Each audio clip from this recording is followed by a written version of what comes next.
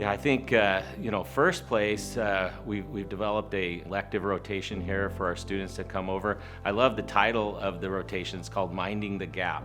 And I think sometimes patients with autism or some challenge like that are well cared for by our pediatricians and maybe adolescent sort of physicians.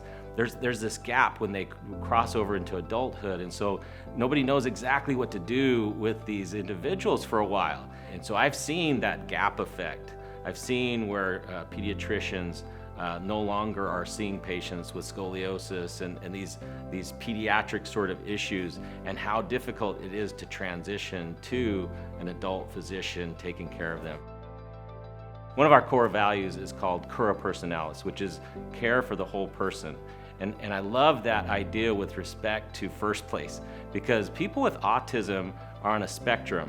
They are not one size fits all. So you can't just say, oh, they have the diagnosis of autism, this is what we do. You have to get to know that person, their strengths, their weaknesses, and have to help them with their goals, with what they want to do and what they want to become.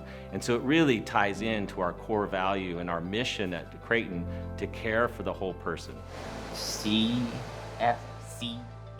The bulk of funding and resources are steered towards the children with autism, but once they become adults, there isn't as many resources available.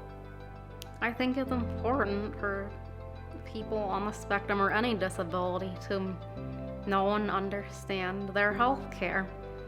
And I think it's important for the doctors to understand why these patients have these difficulties and how we can get around those difficulties and avoid things like ER visits.